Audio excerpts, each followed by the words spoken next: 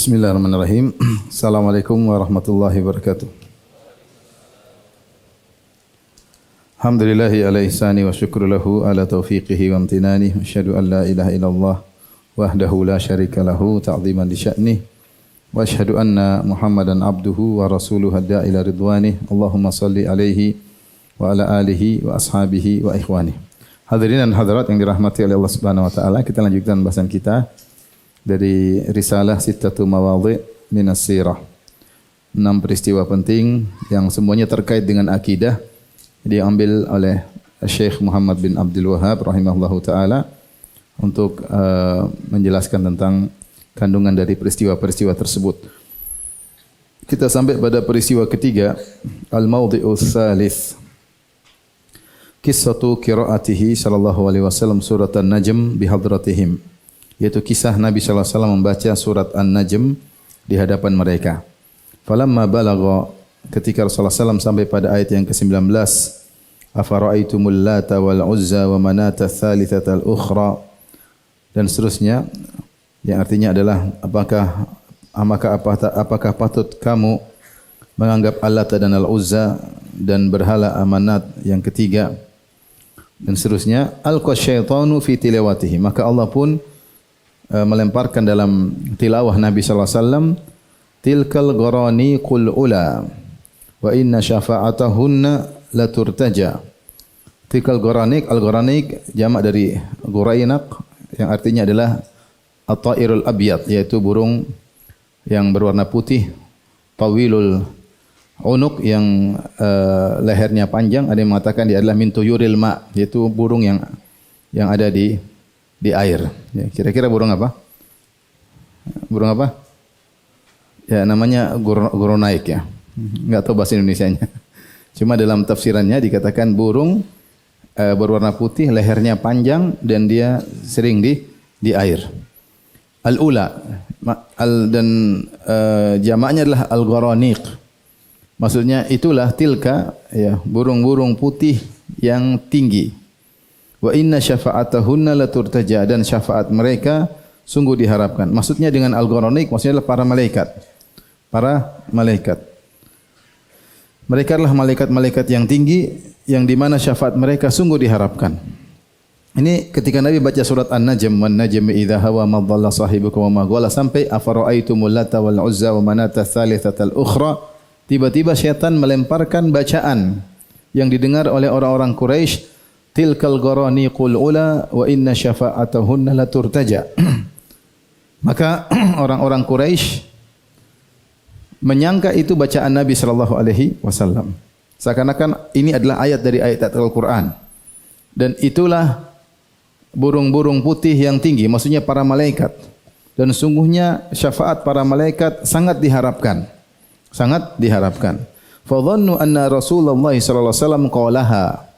Maka orang-orang musyrikin Quraisy menyangka Nabi membaca ayat tersebut, padahal bukan ayat, ini lemparan syaitan. Ya yulqi syaitan ala masami'i al-Quraisy. Syaitan melemparkan dalam pendengaran orang Quraisy akan-akan Nabi baca ayat tersebut. Fa farihu bidzalik, maka mereka pun senang karena mereka menyangka ini ayat dari ayat Al-Qur'an, dan ini sesuai dengan keyakinan mereka, akidah mereka. Bahwasanya para malaikat yang diharapkan mereka sembah karena untuk diharapkan syafaatnya.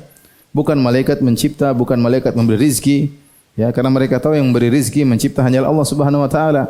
Tidaklah mereka menyembah Lata, Uzza, Manat dan para malaikat kecuali untuk mendapatkan syafaat mereka. Dan persis apa yang didengar oleh mereka dari Nabi. Nabi berkata, tilkal gharaniqul ula wa inna syafa'atuhunna la turtaja. Inilah burung-burung putih, maksudnya para malaikat yang tinggi dan sungguhnya syafaat mereka sangat diharapkan.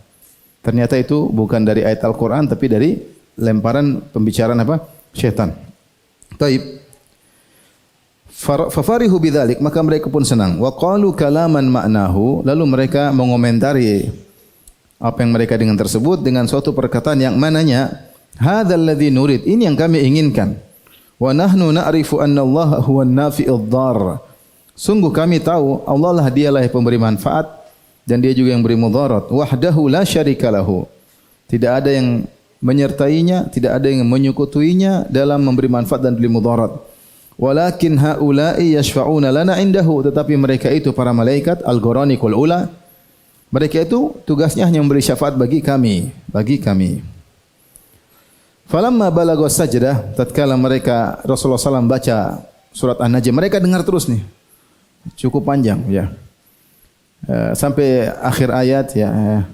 Afa min hadzal hadithi ta'jabun wa tadhakuna wa la tabkun wa antum samidun fasjudu lillahi wa'budu.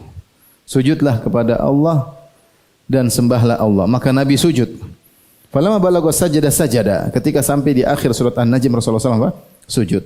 Wa sajadu ma'ahu. Maka akhirnya orang-orang Quraisy juga sujud bersama Nabi sallallahu alaihi wasallam. Karena mereka kagum dalam surat tersebut ada ayat tilkal ghuraniqul ula wa inna syafa'atahunna la turtaja. Fasya'al khabaru annahum safauhu ya. Maka mereka tersebar khabar ya bahwasanya orang-orang musyrikin telah sepakat dengan Nabi, sudah mengikuti Nabi sallallahu alaihi wasallam. Wa sami'a bidzalika man bil Habasyah.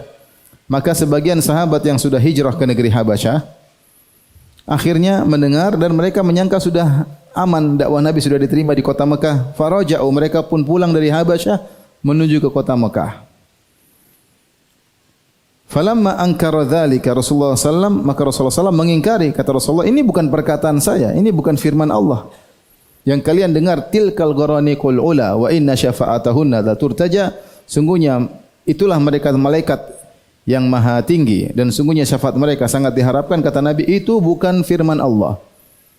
Itu bukan bacaan saya. Maka adu ila syarrin mimma kanu alaihi, maka mereka orang-orang Quraisy kembali kepada kesyirikan yang lebih parah lagi. Walamma qalu lahu innaka qulta dzalik, tatkala mereka berkata kepada Nabi, sungguhnya kau telah membaca ayat tersebut, khaufa minallahi khaufan aziman, maka Nabi takut kepada Allah dengan takut yang besar ya. Masa saya baca ayat tersebut? Hatta anzalallahu alaihi, sehingga turunlah firman Allah Subhanahu wa taala dalam surat Al-Hajj, wa ma arsalna min qablika min rasulin wala nabiyyin illa idza tamanna alqa syaitanu fi umniyatihi.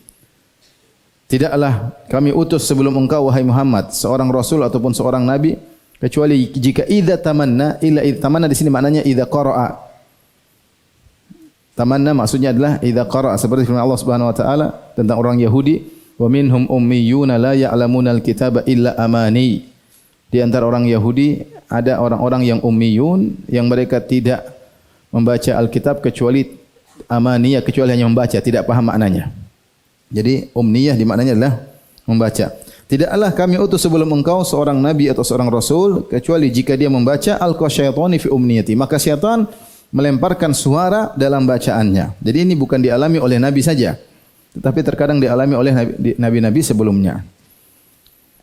Kemudian kata Syekh Muhammad Abdul Wahab rahimahullah ta'ala, faman fahima hadhil qissah, siapa yang pahami kisah ini, thumma syakka ba'daha fi dinin Nabi sallallahu alaihi wasallam, kemudian dia ragu setelah itu, setelah mendengar kisah ini, kisah maudhi' peristiwa Yasirah Nabawiyah ini, kemudian dia ragu tentang agama Nabi, walam yufarriq bainahu wa baina dinil musyrikin, dan dia tidak bisa membedakan antara agama Islam yang benar dengan agama kaum musyrikin. Agama kaum musyrikin itu apa? Menyembah para malaikat, menyembah orang-orang soleh, bukan karena malaikat dan orang soleh memberi rizki, menciptakan, bukan. Tapi yang diharapkan apa adalah apa? Syafaat mereka. Fa'ab'adahu Allah, maka Allah yang tidak paham seperti ini, tidak tahu membedakan agama Islam yang murni dengan agama kaum musyrikin, maka semoga Allah menjauhkan dia. Khususan in arafa anna qawlahum, terlebih lagi jika dia sudah mengetahui bahwasanya perkataan mereka tilkal ghuraniq, itulah burung-burung putih, yuradu biha al malaika, maksudnya adalah para malaikat. Taib.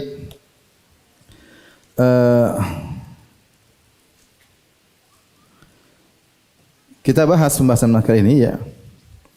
Jadi di sini Syekh Muhammad Abdul Wahab rahimahullahu taala ingin menjelaskan bahwasanya tentang hakikat kaum musyrikin. Bahwasanya kaum musyrikin hakikat pada peristiwa yang ketiga ini, Syekh Muhammad Abdul Wahab ingin menjelaskan tentang hakikat kaum musyrikin, bahwasanya hakikat agama kaum musyrikin, mereka tidak pernah meyakini selain Allah mencipta. Mereka tidak pernah meyakini selain Allah memberi rezeki. Makanya dalam Al-Quran sudah kita bahas pada pertemuan pertama, Allah berfirman, "Wala in sa'altahum man khalaqas samawati wal ard la yaquluna Allah." Jika engkau bertanya kepada mereka, siapa yang menciptakan langit dan bumi, maka sungguh-sungguh benar-benar mereka akan berkata yang menciptakanlah Allah. Dalam ayat yang "Wala in sa'altahum man khalaqahunna." Kalau engkau bertanya kepada mereka, siapa man khalaqahum, siapa yang menciptakan mereka? La yaquluna Allah, kata mereka yang menciptakan kami adalah Allah. Ya. Dan sudah saya sampaikan dalil-dalil akan hal ini. Di antaranya ketika mereka tawaf, kemudian mereka mengucapkan talbiyah, labbaik Allahumma labbaik, labbaik la syarika laka labbaik illa syarikan huwa lak tamlikuhu wa malak. Seperti dalam hadis Ibnu Abbas dalam Sahih Muslim. Kata mereka dalam talbiyah mereka, labbaik ya Allah, kami penuhi panggilan-Mu ya Allah. Orang musyrikin berkata demikian, labbaik la syarika laka labbaik. Ya Allah, tidak ada sekutu bagimu kecuali sekutu ya yang engkau miliki, yang engkau menguasainya dan dia tidak menguasai apa-apa. Artinya mereka mengakui apa yang mereka sembah selain Allah, sekutu-sekutu yang mereka jadikan tandingan bagi Allah, itu tidak memiliki apa-apa. Tamlikuhu wa ma malak. Engkau menguasai mereka dan mereka tidak menguasai apa-apa. Sehingga mereka tahu bahwasanya apa yang mereka sembah itu hanyalah sebagai sarana, wasilah untuk mendekatkan mereka kepada Allah Subhanahu wa taala. Ini telah ditegaskan oleh Allah dalam dua ayat dalam Al-Qur'an. Mereka berkata, "Ma na'buduhum illa liyuqarribuna ila Allahi zulfa." Tidaklah kami menyembah mereka, sembahan-sembahan kami, apakah malaikat, apakah orang-orang soleh, kecuali untuk mendekatkan kami kepada Allah dengan kedekatan yang sedekat-dekatnya. Ayat yang berikutnya, mereka juga berkata, "Haula'i syufa'auna 'indallah." Sembahan-sembahan kami ini hanyalah pemberi syafaat bagi kami di sisi Allah. Inilah hakikat agama kaum musyrikin Arab. Bukan meyakini ada pencipta selain Allah. Enggak, mereka tidak pernah berkeyakinan demikian. Bukan meyakini ada pemberi rizki selain apa? Allah. Mereka tidak pernah berkeyakinan demikian. Bukan meyakini menghidupkan dan mematikan ada selain Allah. Mereka tidak pernah berkeyakinan demikian. Mereka hanyalah menyembah malaikat, menyembah orang-orang soleh sebagai perantara untuk mendekatkan mereka kepada Allah Subhanahu wa taala. Ya, maka kita punya istilah mereka beriman dengan rububiyah secara global. Bahwasanya pencipta, pemberi rizki, menghidupkan, mematikan, ya, adalah Allah semata. Taib. Ini hakikat agama kaum musyrikin Arab. Ya, Syekh Muhammad Abdul Wahhab ingin berdalil dengan kisah ini. Kisah ini ikhwan yang dirahmati Allah Subhanahu wa taala disebut dengan Qissatul Gharanik, kisah Gharanik. Para ulama berselisih tentang keabsahan kisah ini. Pembahasan kisah bacaan tilkal gharanikul ula wa inna syafa'atuhunna la turtaja. Ini namanya dikenal dengan Qissatul Gharanik. Khilaf di kalangan para ulama. Apakah kisah ini sahih atau tidak? Sebagian ulama mengingkari, sebagian ulama mensahihkan. Yang mengingkari di antaranya zaman sekarang adalah Syekh Albani rahimahullah punya risalah khusus tentang masalah ini. Judulnya Nasbul Manjanik, tentang dhaifnya kisah ini. Dan sebelumnya ada Al-Qadhi'iyat, ada Al-Baihaqi, Ibnu Al-Arabi, ya. Kemudian juga disinggung oleh Ibnu Katsir. Mereka mengatakan kisah ini kisah yang lemah. Dan sebagian ulama menyatakan kisah ini laha aslun, kisah ini sahih. Di antaranya adalah Al-Hafidz Ibnu Hajar rahimahullah dalam Fathul Bari. Demikian juga di antaranya Syekhul Islam Ibn Taimiyah rahimahullahu taala. Dan ini Syekh Muhammad Abdul Wahhab cenderung kepada pendapat kedua, bahwasanya kisah ini adalah kisah yang sahih. Kita bisa tinjau kisah ini dari dua tinjauan. Tinjauan pertama, berikan di sini, adalah kisah sujudnya kaum musyrikin bersama Nabi ketika Nabi membaca surat An-Najm. Kisah ini sahih. Nabi sujud, kaum musyrikin ikut sujud. Yang diperselisihkan adalah sebab kenapa mereka sujud. Tapi adapun kaum musyrikin ikut sujud ketika Nabi membaca surat An-Najm, hadisnya sahih. Datang dalam hadis yang pertama dari hadis Ibnu Abbas radhiyallahu taala anhu,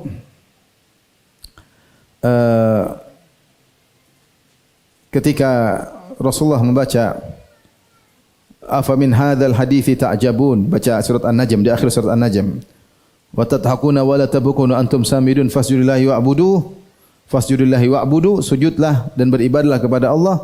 Maka Nabi sujud dan diikuti oleh kaum musyrikin yang hadir ketika itu mendengar juga ikut sujud.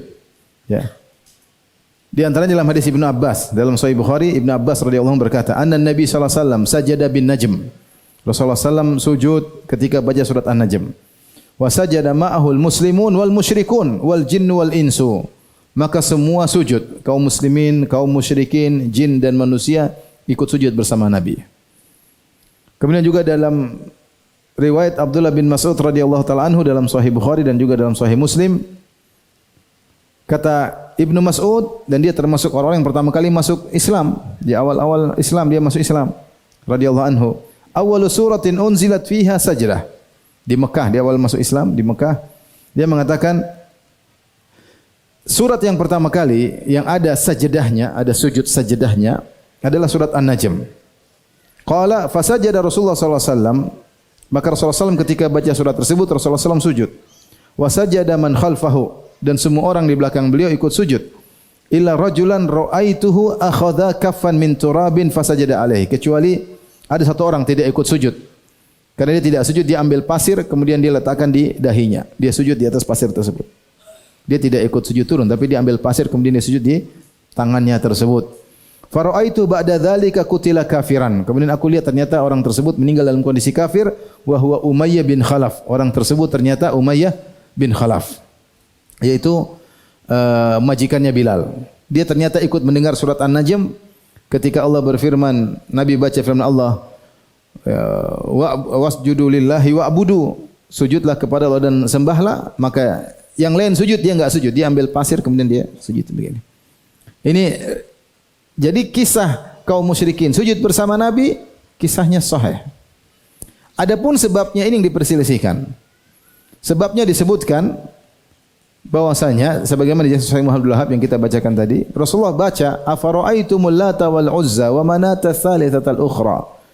Lata, Uzza, Manat, tiga berhala yang Allah sebut dalam surat An-Najm. Lata adalah berhala yang diagungkan oleh penduduk kota Taif. Dan dia dulunya adalah seorang yang soleh, suka bagi-bagi yalitu sawiqa lil hujjaj, suka bagi-bagi makanan gratis kepada jamaah haji. Ketika dia meninggal, mereka agungkan, mereka bangun berhala di atas kuburannya, lantas akhirnya disembah. Jadi Lata adalah berhala yang diagungkan oleh kabilah Thaqif di Taif. Al-Uzza adalah berhala yang diagungkan oleh orang-orang Quraisy. Al-Manat adalah berhala yang terletak antara Madinah dan kota Mekah dan diagungkan oleh suku Al-Aus dan suku Al-Khazraj, penduduk kota Madinah. Jadi masing-masing berhala itu ada kabilah yang mengagungkannya. Lata diagungkan oleh kabilah Thaqif di Taif, Uzza diagungkan oleh Quraisy di Mekah, Al-Manat ya diagungkan oleh suku Al-Aus dan suku Al-Khazraj. Ya, bahkan disebutkan kenapa disebut Al-Manat, karena mereka sering menyembelih, menumpahkan darah di situ sehingga disebut Al-Manat. Ada yang mengatakan bahkan mereka ketika hajian mereka berihram dari berhala Al-Manat. Ketika Nabi baca ayat tersebut, afara'aitumul lata wal uzza wa manata tsalitsatal ukhra, apakah menurut kalian, bagaimana menurut kalian tentang Lata dan Uzza dan Manat, berhala yang ketiga? Tiba-tiba syaitan membacakan tambahan ayat didengar oleh kaum musyrikin. Tilkal gorani qul ula wa inna syafa'atahunna laturtaja. Sungguhnya dan juga itulah malaikat-malaikat yang tinggi dan sungguhnya syafaat mereka diharapkan. Ketika mereka mendengar Nabi baca ayat ini, mereka senang. Berarti Nabi mengakui agama mereka. Makanya ketika Nabi sujud, mereka ikut sujud. Faham? Ini kisah diperselisihkan tentang sahih atau tidaknya. Tapi peristiwa kaum musyrikin ikut sujud kecuali Umayyah bin Khalaf, dalam riwayat adalah Al-Walid bin Mughirah, dia sudah tua, badannya besar, dia tidak mampu untuk sujud, dia ambil pasir dia sujudin. Itu kisahnya sahih. Cuma sebab kenapa mereka sujud ini yang diperselisihkan. Nah, riwayat ini datang dalam, tidak ada hadis yang sahih ya. Kebanyakan datang dalam tafsir para tabi'in kebanyakannya. Datang dari 13 riwayat. Ya, 13 riwayat. Ya. Sebagaimana Ibnu Taimiyah rahimahullah berkata dalam Minhajus Sunnah Nabawiyah, alal masyhur inda salaf wal khalaf min anna dzalika jara ala lisani thumma nasakha Allahu abtalahu. Ya, ini masyhur di kalangan salaf dan khalaf tentang kisah ini. Jadi kisah ini diriwayatkan dari 13 orang, tetapi 13 riwayat semuanya lemah. Yang sahih cuma dari 5 riwayat. Dari Sa'id bin Jubair, ya, perhatikan sini Sa'id bin Jubair 1, kemudian Abu Bakar bin Abdurrahman bin Harith 2, 3 Az-Zuhri, 4 Abul Aliyah, 5 Qatadah bin Di'amah Sadusi. Ini semua tabi'in, semuanya tabi'in. Dan kita tahu riwayat tabi'i tentang kisah Nabi SAW namanya riwayat mursal. Karena tabi'in tidak hadir di zaman Nabi SAW. Kalau sahabat yang bercerita, maka hadis sahih. Karena sahabat bertemu dengan siapa? Nabi. Sahabat, siapakah sahabat? Sahabatlah orang yang bertemu dengan Nabi dan beriman dengan Nabi dalam kondisi beriman dan wafat dalam kondisi beriman. Itu definisi sahabat. Orang yang bertemu dengan Nabi dalam kondisi beriman dengan Nabi dan wafat juga dalam kondisi beriman. Itu namanya sahabat. Siapa tabi'in? Tabi'in orang yang bertemu dengan sahabat dalam kondisi beriman dan meninggal dalam kondisi beriman. Dengan demikian tabi'in berarti tidak ketemu dengan siapa? Nabi. Ketemu atau tidak? Tidak. Yang ketemu dengan Nabi namanya sahabat. Ya. Nabi, kemudian apa? Sahabat, kemudian apa? Tabi'i. Ya.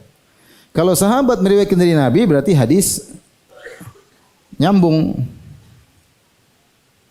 Karena sahabat ketemu Nabi. Tapi kalau tabi'in riwayat dari Nabi langsung tidak melewati sahabat namanya hadis mursal. Yaitu tidak nyambung. Dilepaskan, mursal itu dilepaskan, tidak melewati jalur. Tidak nyambung. Secara asal semua riwayat mursal ini secara asal hukumnya dhaif. Kenapa? Karena terputus.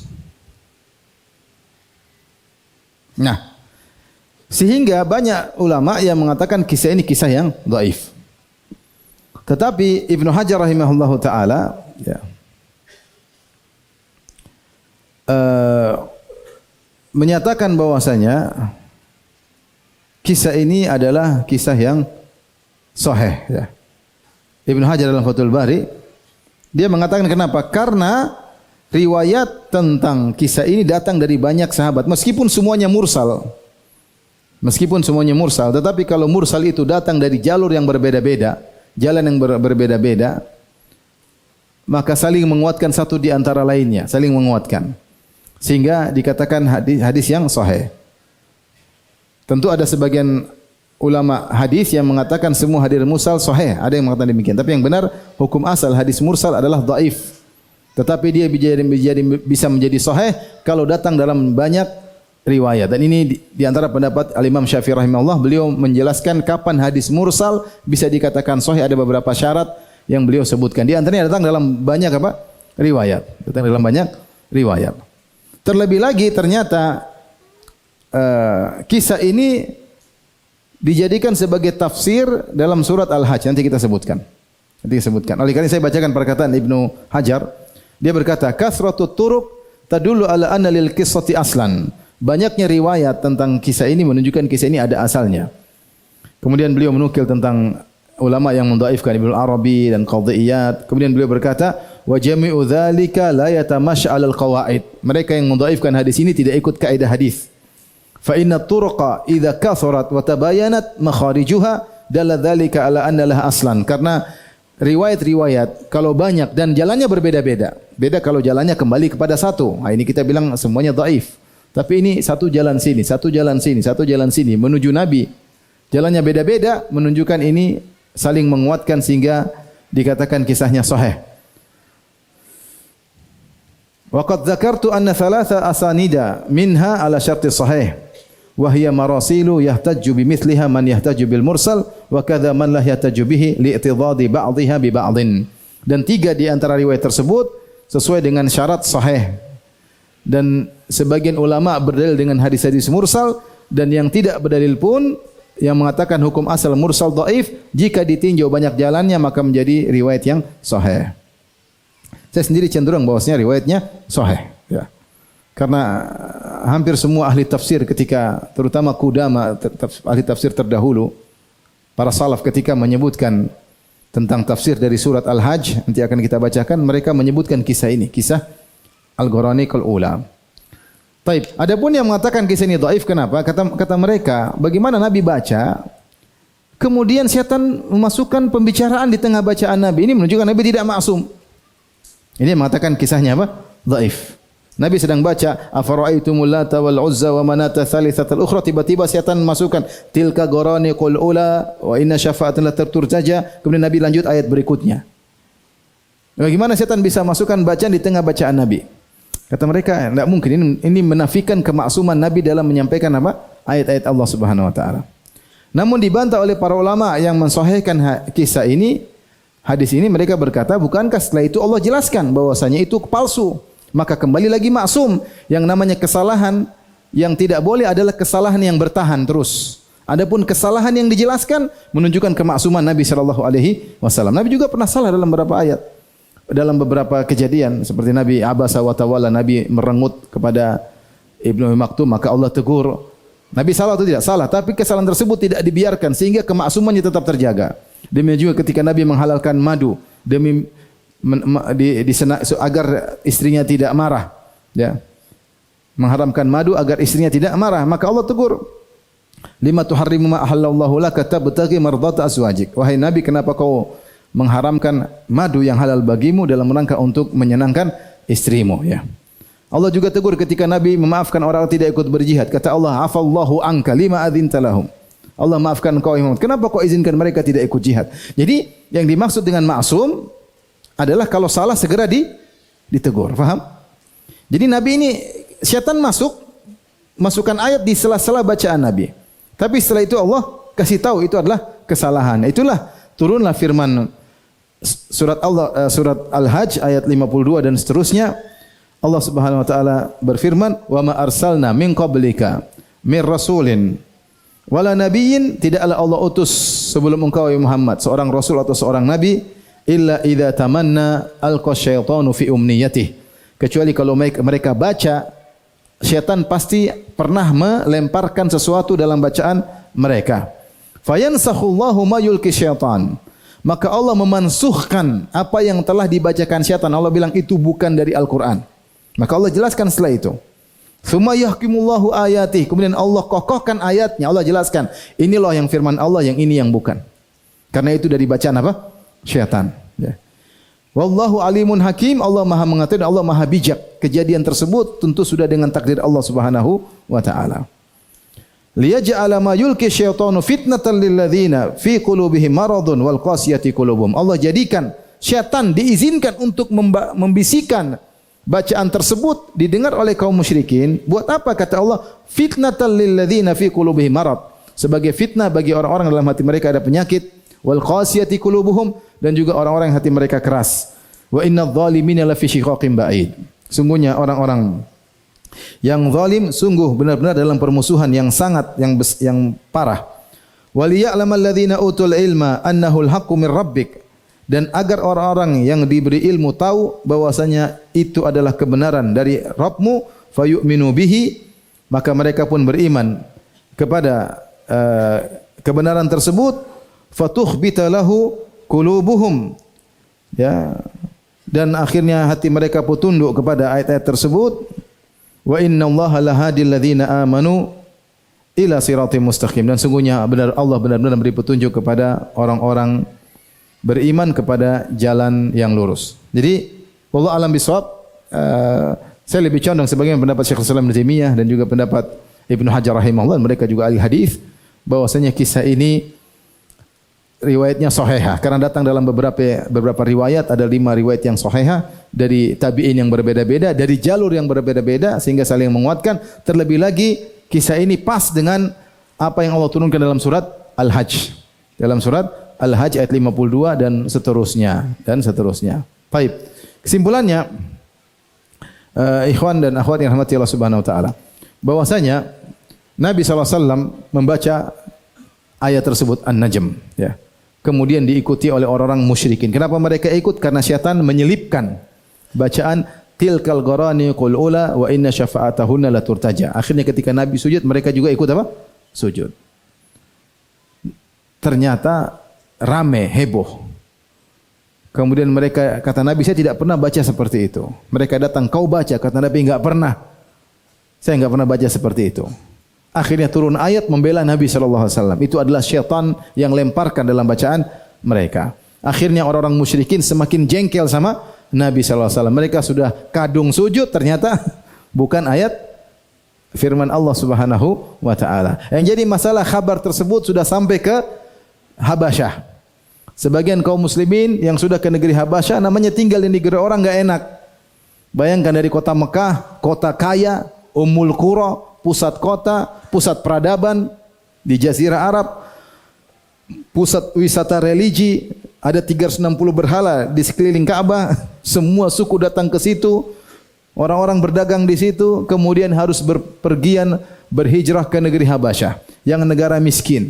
Bahasanya bukan bahasa Arab, hidupnya lebih susah. Begitu dengar orang-orang Quraisy sudah damai sama Nabi, mereka segera apa? Pulang. Tidak diperintah oleh Nabi, mereka segera apa? Pulang. Ngapain lama-lama di negeri Habasyah? Mereka pulang. Sampai ke Makkah mereka kecele. Ternyata tambah parah orang-orang apa? Musyrikin. Akhirnya mereka hijrah lagi kedua kali. Makanya hijrah ke negeri Habasyah 2 kali. Sebabnya mereka kembali gara-gara kisah ini. Kemudian mereka hijrah yang kedua kali, baru kemudian hijrah ke Madinah. Jadi hijrah ke Madinah itu hijrah yang ketiga. Nah, makanya adanya hijrah ke negeri Habasyah. Al-hijratul ula yang pertama, kemudian al-hijrah ilal Habasyah. As-tsaniyah, hijrah yang kedua, baru kemudian hijrah yang ketiga kemana? Ke kota Madinah. Taib. Ini kesimpulan dari kisah yang kita sebutkan tadi, ya. Sehingga makna umniyah maksudnya adalah tilawah. Ya, fayulqi syaitanu fi umniyatihi.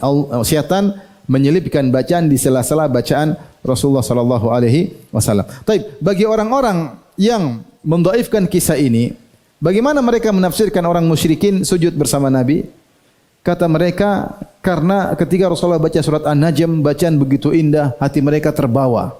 Mereka terpesona. Tidak terasa tiba-tiba Nabi sujud, mereka ikut apa? Sujud. Ini pendapat yang mengatakan hadis tadi atau kisah ini dhaif. Namun saya katakan tadi, saya lebih condong bahwasanya kisahnya kuat karena datang dalam berbagai banyak jalur, dan ini adalah tafsir yang disebutkan oleh seluruh ahli tafsir dari para salaf, ya, menafsirkan dengan tafsir seperti ini dan cocok dengan surat Al-Hajj ayat 52 dan seterusnya. Yang ini kita sampaikan di sini, ikhwan dan akhwat yang dirahmati oleh Allah Subhanahu wa taala, bahwasanya hakikat agama kaum musyrikin adalah bukan menganggap Allah selain Allah ada pencipta, bukan menganggap selain Allah ada pemberi rizki, bukan menganggap selain Allah ada yang menghidupkan dan mematikan. Mereka tahu hanya Allah yang mematikan, ya, hanya Allah yang menghidupkan, hanya Allah yang mencipta, hanya Allah yang memberi rizki, tetapi mereka menyembah sembahan-sembahan mereka adalah untuk mendapatkan apa? Syafaat, untuk mendapatkan syafaat. Oleh karenanya Ar-Razi beliau menyinggung tentang hal ini, bahwasanya orang kalau beribadah kepada Allah tidak usah pakai perantara. Jadi kalau kita bicarakan, ya, hubungan Allah dengan makhluk,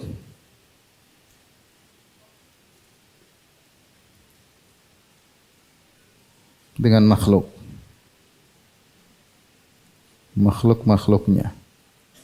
Yang pertama, jika yang dimaksud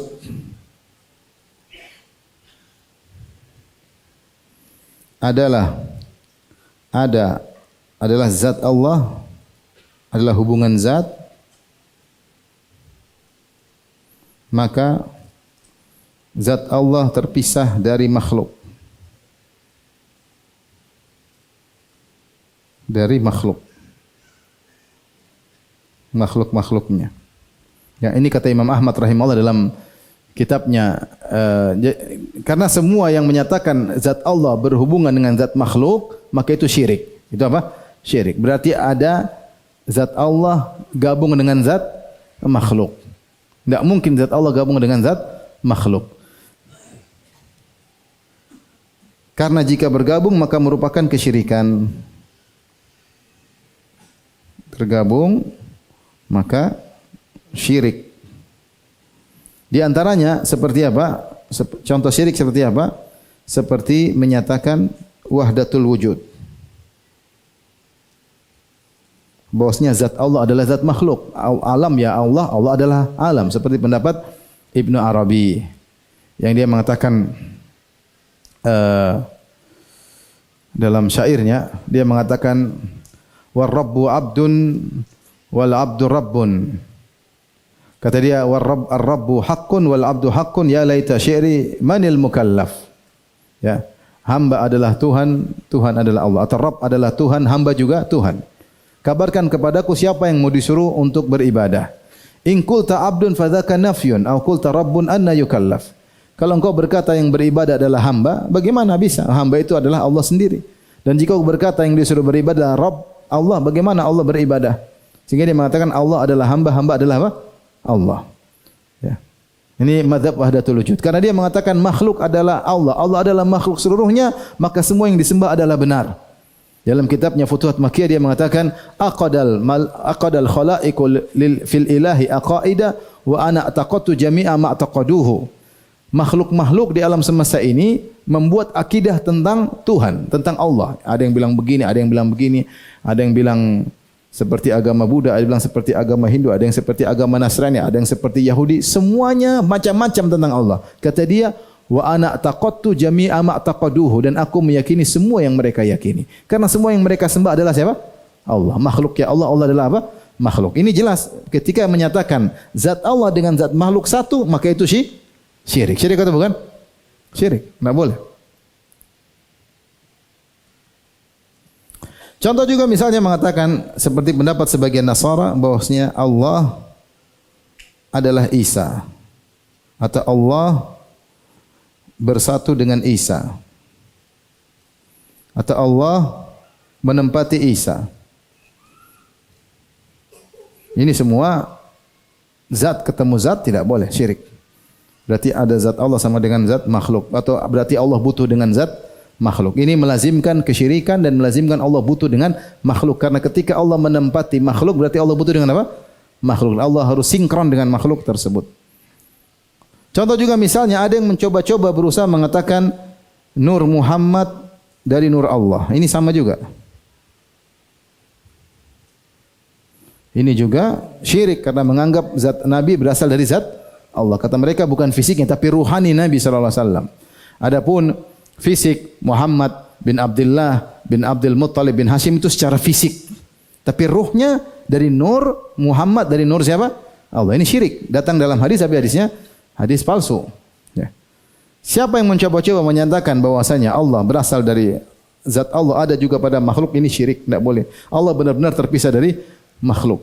Makanya Allah jelaskan makhluk dari tidak ada menjadi ada. Khuliqatil malaikatu min nur. Malaikat dicipta dari cahaya.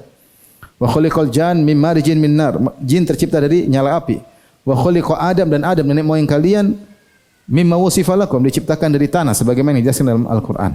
Imam Ahmad berkata, ketika Allah menciptakan makhluk cuma 3 kemungkinan. Kata Imam Ahmad, ketika Allah menciptakan makhluk,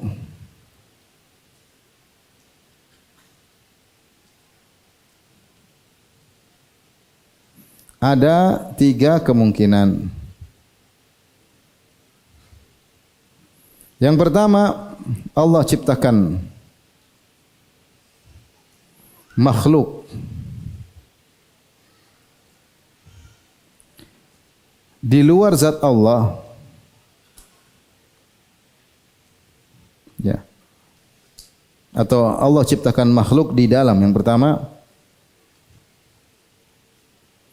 di dalam zat Allah. Yang kedua, Allah ciptakan makhluk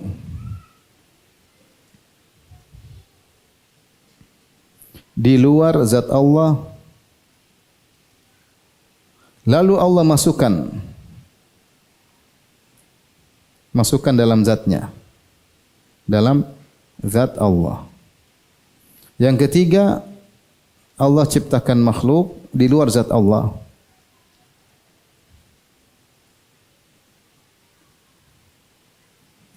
Zat Allah terpisah ya. Dan senantiasa demikian. Ini Imam Ahmad, logika Imam Ahmad ini Beliau sebutkan dalam kitabnya Rad al-Jahmiyah wa Zanadiqah. Dalam kitabnya Imam Ahmad Rad, dicetak bukunya Al-Jahmiyah wa Zanadiqah. Dinukil oleh Ibnu Taimiyah dalam Ta'arud al-Aql wan Naql. Taib. Kemungkinan pertama, Allah ciptakan makhluk dalam zat Allah. Benar atau tidak? Allah ciptakan zat makhluk dalam zat Allah. Benar atau tidak? Tidak benar. Berarti melazimkan zat Allah sama dengan zat makhluk. Atau dalam zat Allah ada makhluk. Dan makhluk ada macam-macam. Ada babi, ada WC, ada kotoran, ada iblis, ada neraka. Jadi enggak mungkin kemungkinan pertama adalah salah. Faham? Tidak mungkin Allah ciptakan zat makhluk dalam zat Allah. Faham? Kemungkinan kedua, Allah ciptakan makhluk di luar zat Allah. Kemudian Allah masukkan zat makhluk dalam zatnya. Benar atau tidak? Ini juga salah. Hakikatnya ini sama. Faham? Ini sama dengan ini kalau begitu, iya. Karena kembalinya zat makhluk masuk dalam zat Allah. Faham? Ini juga tidak boleh. Ini Imam Ahmad bawakan logika gini ketika dia ingin membantah orang yang mengatakan Allah di mana-mana. Ketika Allah di mana-mana, di mana-mana banyak, ada kotoran, ada sampah, ada neraka, ada iblis. Apakah Allah gabung semua dalam Allah? Maka kemungkinan pertama salah, kemungkinan kedua salah, tinggal kemungkinan ketiga. Allah ciptakan makhluk di luar Allah terpisah dan senantiasa sampai sekarang juga terpisah. Makanya akidah Ahlussunnah bahwasanya Allah ciptakan makhluk di luar Allah dan Allah di luar makhluk. Makanya Allah di atas.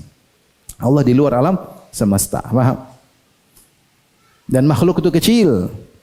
Buktinya Allah mengatakan wal ardu jami'an qabdatuhu yaumal qiyamah. Pada hari kiamat kala bumi dalam genggaman Allah. Was samawati matwiyatum bi yaminih. Dan langit dilipat oleh tangan. Bumi itu kecil. Di luar alam semesta ada siapa? Allah. Makanya kita meyakini Allah di atas, itu di luar alam semesta. Maka siapa yang coba-coba mengatakan zat Allah gabung dengan zat makhluk, maka dia musyrik.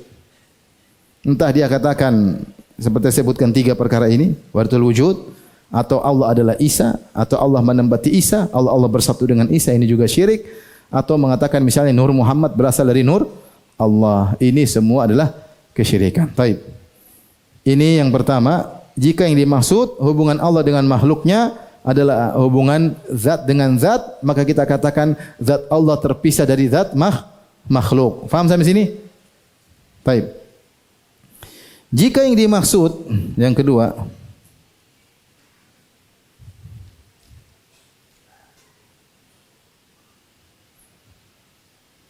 adalah untuk urusan makhluknya, maka ada perantara,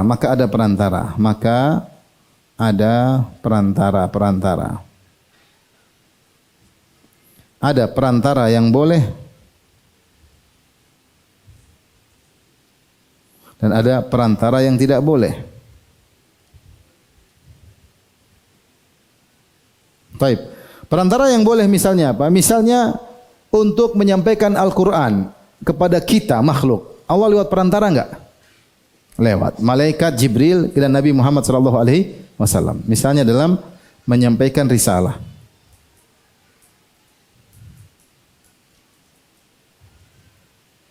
Ada perantara Jibril dan Muhammad SAW. Ini contoh yang boleh. Demikian juga misalnya dalam urusan pengaturan Allah juga kirim malaikat. Kata Allah wal mudabbirati amra. Urusan-urusan ya. Urusan-urusan alam semesta. Allah punya pasukan-pasukan malaikat. Allah mampu menjalankan sendiri, tapi Allah punya hikmah. Allah punya pasukan. Wa ma ya'lamu junuda rabbika illahu. Tidak ada yang mengetahui pasukan-pasukan Allah kecuali Allah semata. Ada malaikat pencabut nyawa, ada malaikat pengurun hujan, ada malaikat pengatur awan, banyak malaikat pencatat. Ini semua perantara-perantara untuk urusan makhluk. Ini perantara boleh. Dan ada perantara tidak boleh, yaitu dalam hal ibadah. Dalam hal ibadah. Dalam hal ibadah tidak boleh pakai perantara. Ini tidak boleh. Makanya ini hukumnya tidak boleh. Kita beribadah langsung kepada siapa? Allah. Tidak boleh beribadah kepada makhluk, perantara antara kita dengan Allah. Saya bacakan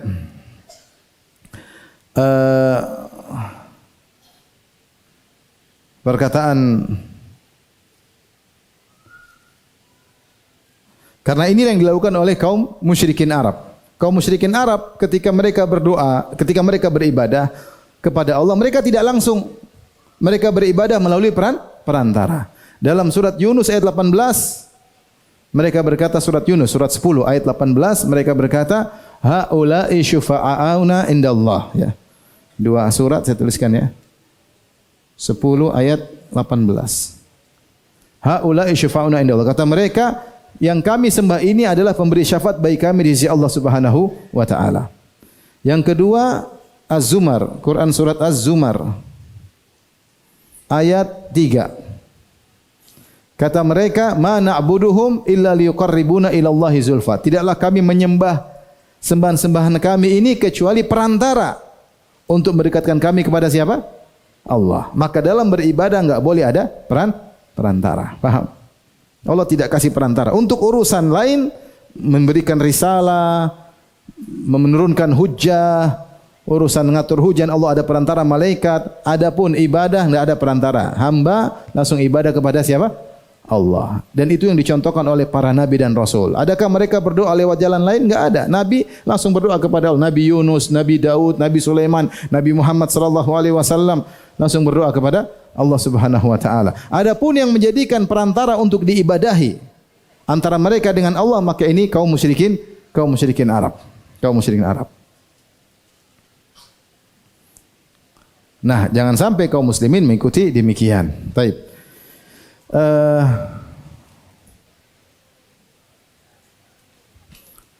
Terkait masalah ini, ya.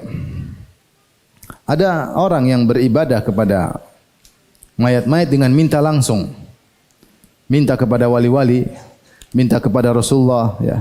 Minta kepada malaikat. Itu terjadi. Kita lihat sendiri, ya. Kita lihat sendiri.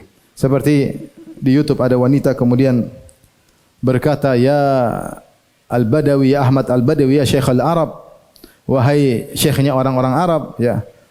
Sungguhnya sembuhkanlah anakku. Dia berdoa langsung kepada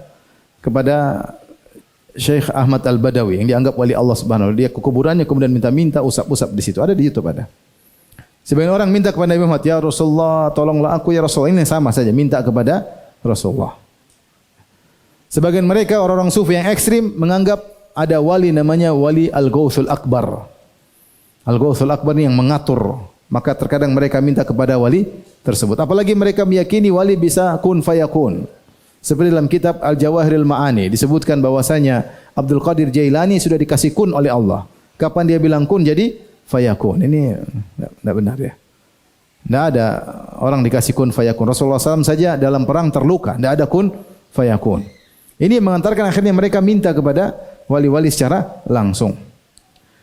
Dan ada di antara mereka yang beribadah mendekatkan diri kepada orang-orang soleh agar mereka mudah dikabulkan permintaan kepada Allah. Mereka menyembelih sembelihan di kuburan, mereka bernazar di kuburan, mereka menangis-nangis di kuburan dalam rangka mengagungkan penghuni kubur agar keinginan mereka cepat sampai kepada Allah Subhanahu wa taala. Ya.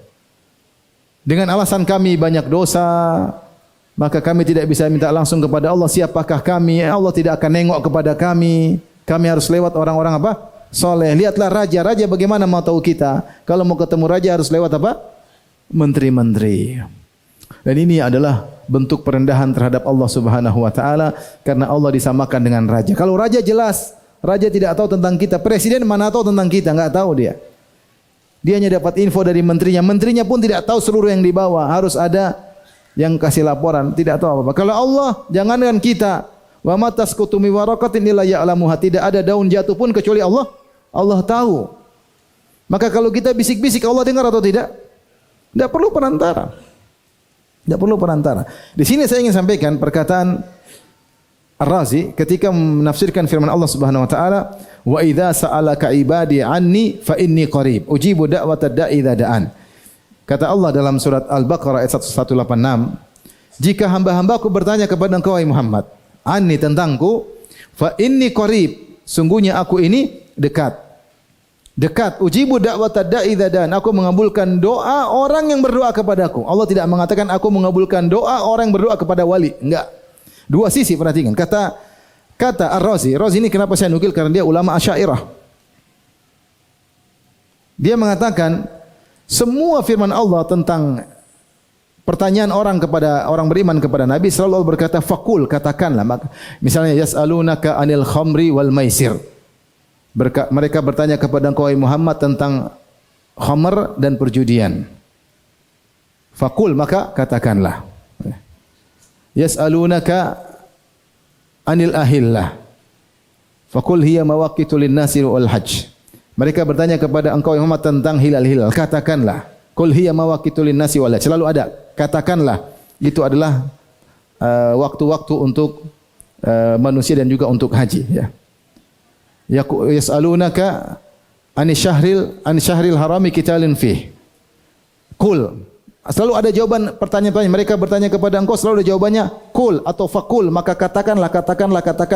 Ketika mereka bertanya kepada Nabi tentang doa, tentang aku, wa idza sa'alaka ibadi anni, jika hamba-hambamu bertanya bukan tentang hilal, bukan, tapi tanya kepada engkau tentang aku, Allah tidak mengatakan maka katakanlah. Tidak, Allah jawab langsung, fa inni qarib. Aku apa? Dekat. Allah tidak bilang katakanlah. Tidak ada perantara, langsung fa inni qarib. Sungguhnya aku dekat, ujibu da'watad da'i idza dan. Aku mengabulkan doa orang yang berdoa kepada aku. Bukan berdoa kepada apa? Wali-wali, bukan minta kepada sunan-sunan, enggak. Yang minta kepada aku. Kata Ar-Razi, perhatikan. Fi hadhil ayah qala, dalam ayat ini, wa idza sa'alaka ibadi anni fa inni qarib wa lam yaqul faqul. Dalam ayat ini Allah berfirman, jika hamba-hambaku bertanya kepada engkau Muhammad tentang aku, sungguhnya aku ini dekat. Dan Allah tidak berkata faqul, maka katakanlah Muhammad. Perkataan maka katakan Muhammad enggak ada. Allah jawab langsung, sungguhnya aku dekat. Fatadullu ala ta'zimi halid du'a min wujuh. Ini menunjukkan tentang agungnya doa dari beberapa sisi. Pertama, al-awwal, ka'annahu subhanahu wa ta'ala yaqulu abdi anta innama tahtaju ilal wasitah fi ghairi waqti du'a. Seakan-akan Allah berkata, wahai hambaku, kau butuh kepada perantara selain doa. Amma fi maqamid doa, adapun doa, fala wasitata baini wa bainak. Tidak ada perantara antara aku dengan engkau, enggak ada. Ini yang bilang bukan Ibnu Taimiyah, ya. Ini yang bilang Ar-Razi Asy'ari. Seakan-akan Allah berkata, kalau urusan doa tidak ada perantara aku dengan engkau. Urusan lain boleh.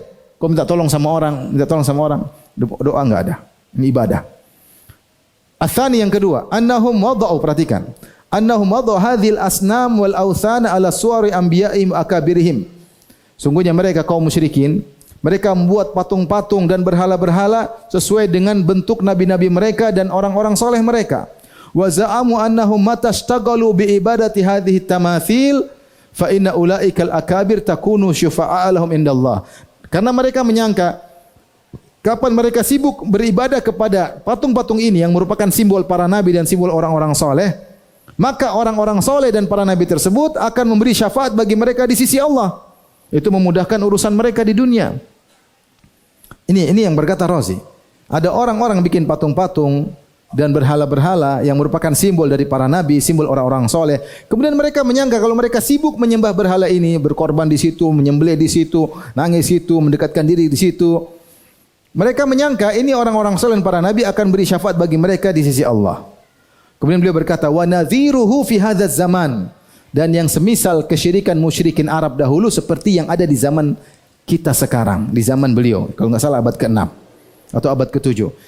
Ishtighalu katsiri minal khalqi bi ta'dhimi kuburil akabir. Sibuknya banyak orang yang mengagungkan kuburan orang-orang soleh. Ala i'tiqadi annahum idza azzamu kuburahum, kenapa mereka meyakini kapan mereka mengagungkan kuburan-kuburan tersebut, fa innahum yakununa syufa'a lahum indallah, maka orang-orang soleh ini akan menjadi pemberi syafaat bagi mereka di sisi Allah. Ini yang bilang bukan Ibnu Taimiyah, yang bilang apa? Ar-Razi. Kata dia di zaman dia sudah ada. Zaman sekarang ada enggak? Banyak. Ngagungin kuburan dengan harapan nanti mudah menjadi syafaat di sisi Allah Subhanahu wa taala. Dia yang bilang. Jangan bilang mengada-ngada, orang Islam mana ada nyembah kuburan. Razi yang bilang. Dia bilang semisal kaum musyrikin Arab seperti di zaman kami sekarang ini. Banyak orang yang sibuk mengagungkan kuburan penghuni-penghuni kubur orang soleh dengan harapan orang-orang soleh akan memberi syafaat bagi mereka di sisi Allah Subhanahu wa taala. Syirik. Oleh karenanya, yang ingin saya sampaikan di sini, intinya dari kisah ini, kenapa orang musyrikin ikut sujud ketika Nabi baca? Karena mereka menyangka Nabi baca surat An-Najm ada firman Allah, tilkal gorani qul ula wa inna syafa'atahunna laturtaja. Sungguhnya malaikat-malaikat yang tinggi, sungguhnya syafaat mereka sangat diharapkan. Nah ini pas dengan akidah kita. Makanya mereka ikut apa? Sujud. Ya, karena mereka tidak pernah mengatakan malaikat mencipta, enggak. Mereka tidak pernah mengatakan malaikat memberi rizki, tapi mereka menyembah malaikat, mereka mengatakan malaikat putri-putri Allah, karena mereka malaikat dianggap sebagai pemberi apa? Syafaat. Mereka tidak pernah menyembah Lata atau Al-Uzza atau Al-Manat dengan meyakini Lata, Uzza dan Manat menciptakan alam semesta, tidak sama sekali. Tetapi Lata, Uzza dan Manat ini akan memberi syafaat bagi mereka di sisi Allah Subhanahu wa taala. Itu maksud dari kisah ini, bahwasanya akidah kaum muslimin ketika beribadah tanpa perantara. Mudah. Kamu punya masalah, salat selesai langsung connecting sama Allah.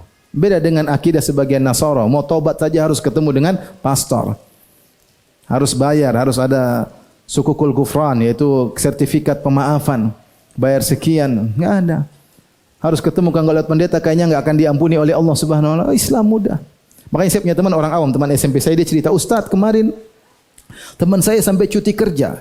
Saya bilang, "Kenapa kamu cuti?" "Saya ingin ziarah ke makam wali tersebut, saya ingin berdoa, minta di sana." Teman saya orang awam ini berkata, dari Papua. Dia bilang, "Ngapain kau cuti? Sudah kau bangun malam, solat berdoa selesai. Ngapain jauh-jauh sampai cuti kerjaan kemudian pergi jauh-jauh? Kamu tinggal bangun malam berdoa sama Allah, selesai urusan." Dia fitrahnya enggak aneh-aneh. Tapi sebagian orang dibikin syubhat, "Kamu siapa sih? Kamu banyak dosa. Minta sama Allah enggak bakalan dengar." Subhanallah, ini suudzon sama Allah. "Kamu banyak dosa, minta sama Allah enggak bakalan dengar." Gimana? Nanti bilang lagi, "Kamu banyak dosa, taubat enggak bakalan dengar." Apa bedanya? Kamu minta rizki sama minta ampun, sama-sama minta atau bukan? Kalau kamu taubat lewat pendeta minta ampun, lewat ustaz minta ampun, langsung kan? Sama, kau minta rizki juga langsung, enggak usah lewat apa? Ustaz, minta langsung sama Allah. Ah, enggak bisa, kita banyak dosa harus minta lewat wali-wali. Kamu enggak sopan, subhanallah. Bagaimana kau menyamakan Allah dengan raja, dengan presiden? Yang presiden raja tidak tahu apa-apa. Kita ngerja apain mereka tidak tahu. Dia dibohongin sama menteri-menterinya pun dia tidak tahu. Dikhianati pun dia tidak tahu. Adapun Allah, semuanya Allah tahu. Jangankan kita. Wa ma tasqutu min waraqatin illa ya'lamuha. Tidak ada satu daun pun yang jatuh kecuali Allah tahu. Ya. Afaman huwa qa'imun ala kulli nafsin bima kasabat. Kata Allah, ataukah Allah yang ngurusi setiap jiwa dengan perbuatan mereka? Allah urusin kita tu satu-satu, person-person. Sebagaimana Allah urusin saya, Allah urusin Anda satu-satu. Semuanya diurusin. Bukan Allah dari kasongan Allah lupa, enggak ada. Semua sama. Afaman huwa qa'imun ala kulli nafsin. Kata Allah, Allah yang qaim ngurusin setiap jiwa satu-satu. Jangankan antum, hewan-hewan diurusin oleh Allah Subhanahu wa taala. Apalagi antum, ya. Wa ka'ayyim min dabatin la tahmilu rizqaha Allahu yarzuquha wa iyyakum. Kata Allah, betapa banyak hewan melata enggak bisa ngurusin rezekinya. Dia enggak punya otak, enggak berakal seperti antum. Tapi Allah kasih insting, Allah kasih urusan sehingga dia punya rezeki. Allahu yarzuquha, itu hewan saja Allah kasih rezeki, wa iyyakum, apalagi kalian. Allah ngurus kita detail. Makanya kalau kita berdoa berbisik-bisik, Allah dengar atau tidak? Dengar. Enggak usah lewat wali-wali. Tadi kata Ar-Razi, kalau pingin doa, enggak usah pakai wasithah. Langsung kepada siapa? Allah. Jangan sampai terjebak dengan orang-orang musyrikin yang akhirnya beribadah kepada wali-wali mereka supaya bisa dapat syafaat dari Allah Subhanahu wa taala. Wallahu taala alam bisawab. Kalau ada yang bertanya, saya persilakan, silakan azan.